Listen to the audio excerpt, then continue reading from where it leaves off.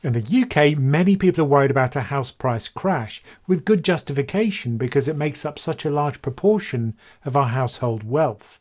It certainly seems as if house prices are slowing after the Brexit referendum in 2016. So what I'm going to do now is not a prediction of house prices, because I don't know what's going to happen. Instead, I'll lay out the factors which drive house prices, and then you can make up your own mind about what you think is going to happen to prices going forward. And we'll also look at a worst case scenario from the Bank of England just to see how bad things can get. So let's look at that in a bit more detail. This is not a recommendation. If you want advice tailored to your specific circumstances, seek independent financial advice. Let's start by looking at house price drivers. You can think of this like a seesaw. Some factors drive house prices higher and some drive them lower. Low interest rates make the cost of borrowing lower, and so they push house prices higher. And if few people can afford houses, that pushes the prices lower. As with any market, demand and supply are very important. Increasing demand pushes up prices and supply pushes down prices. And because buying a house is very expensive, growing wages make house prices more affordable, whereas inflation takes money out of your pocket and tends to reduce house prices. Because if we have less disposable income, we can borrow less.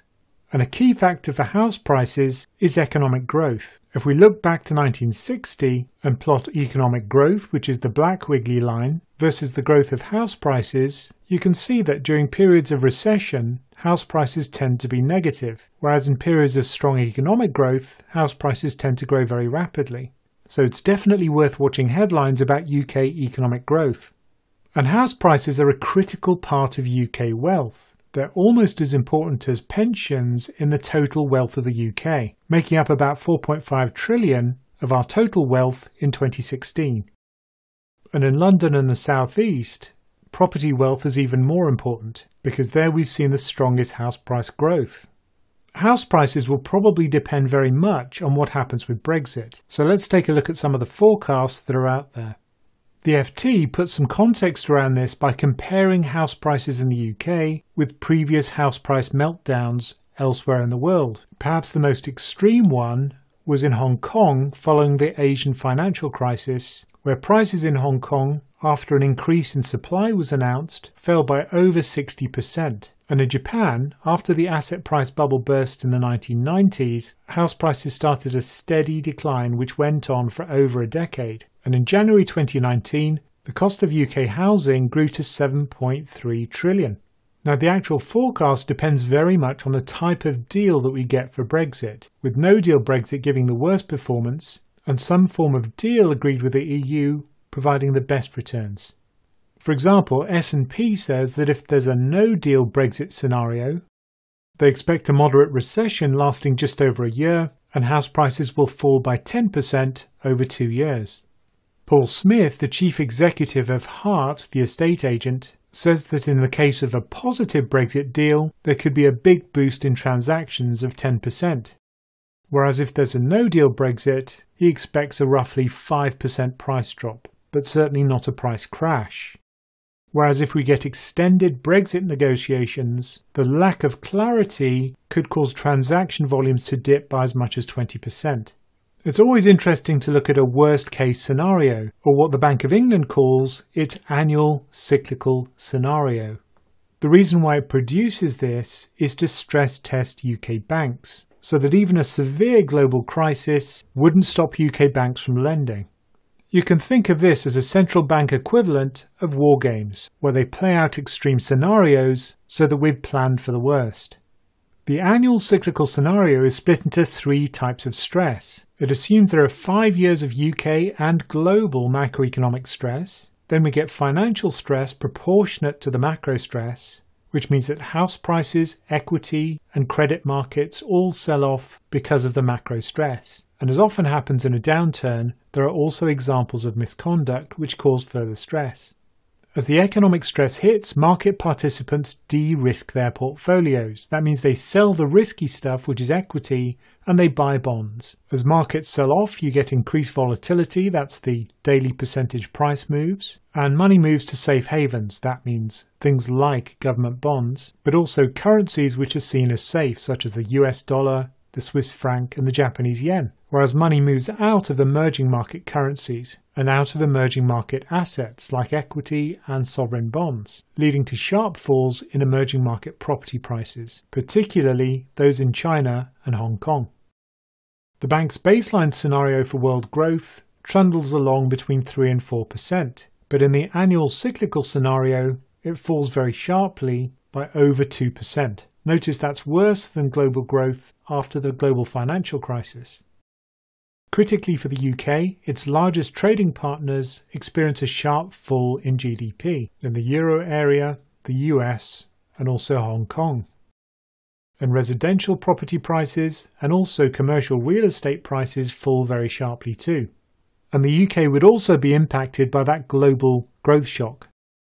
Now, the shock to UK residential property prices would be about minus 33% in this scenario. That's twice the fall that we got in the global financial crisis, which was just 17%.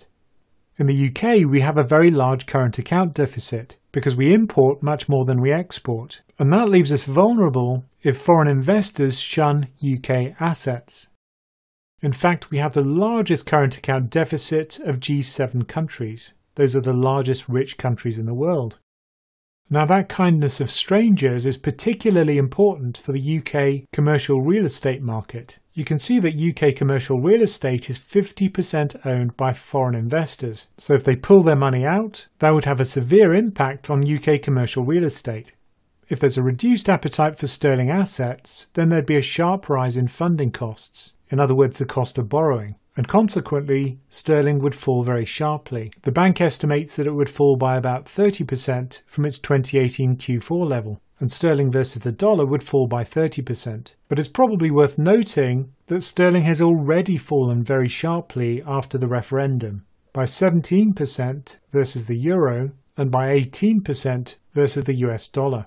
If sterling devalues, then import prices would rise, and rising inflation, and more importantly, inflation expectations, would mean that the bank would have to raise interest rates to stave off inflation. Gilt yields would increase, and that would mean increased costs for banks' funding, and that would mean mortgages would become more expensive. Consequently, UK residential property prices would be very hard hit, particularly in regions with rapid price increases, and that mostly means London and the South East, but also for prime UK commercial real estate, again, mostly in London.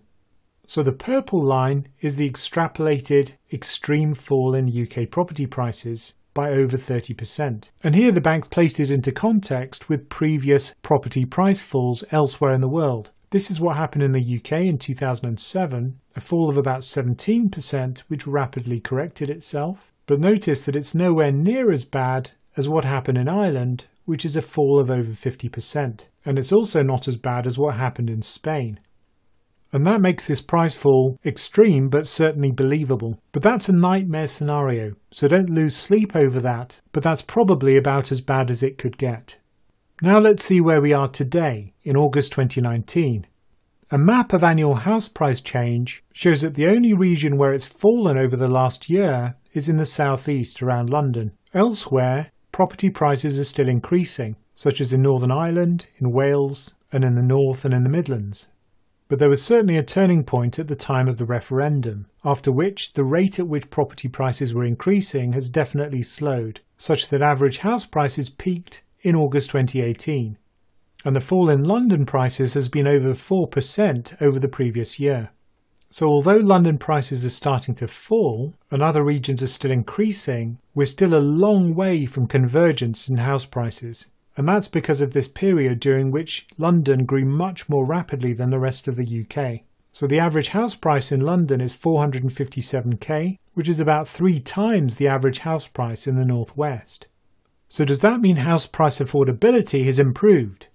The reason why that matters is because house prices tend to increase most when affordability is best. This graph from Vanguard Research shows 5 decades plotted where the x-axis is the starting price-to-income ratio, scaled to 100 in 1970, so that we have expensive house prices on the right and cheap house prices on the left. And the y-axis is the house price appreciation over the following decade, ranging from rapid house price growth down to sluggish house price growth. And at the moment, you can see that house prices are still very expensive relative to UK income. And if that's the case, it suggests that house price growth over the following decade will be fairly muted, at around 2% to 4%. Here's the average UK house price to earnings ratio since 1989, and you can see that we're still well above the long-run average, which means that for house prices to get a very big leg up, we'd need a substantial increase in UK earnings. What's interesting is that in the north, affordability is still quite reasonable. It's mostly in London and the southeast where prices have simply become unaffordable for the majority of people. We get a more positive story if we think about interest rates. When I made my previous video, the Federal Reserve were just starting to increase its interest rates after about a decade of zero interest rates following the global financial crisis. But in August, the Federal Reserve turned things around and started to cut interest rates in what Jerome Powell called a mid-cycle adjustment. And the reason for that is that the Federal Reserve is worried about the trade war and it's worried about falling global growth. And that means that it feels it has to stimulate the US economy. And other central banks around the world have followed suit, and that's for similar reasons. They want to stave off a downturn. Now, the reason why banks are cutting interest rates isn't positive for the housing market. Because remember, lower growth is bad for the UK property market, but at least the cost of mortgages will remain as a tailwind. Wages are also telling a positive story in their battle versus inflation. Wage growth in 2019 is steadily improving, but what's critically important is wage growth versus inflation. And while that was negative for a long period of time, since 2010, it has turned positive since then, and it seems to be steadily rising. And greater household disposable income means that we can borrow more, and that tends to push up house prices. The supply and demand story really hasn't changed. Supply still remains very much constrained. After the Second World War, most of the supply of houses was produced by local authorities, but that stopped in the 1980s, and nothing else has really filled that gap. And in the UK, we've got an oligopoly where the 8 largest builders create more than half of the new homes. And it's not in their interest to increase supply because that would reduce prices. And the type of housing which is being created isn't suitable for older people, which means they're staying in their houses for longer rather than moving into appropriate accommodation.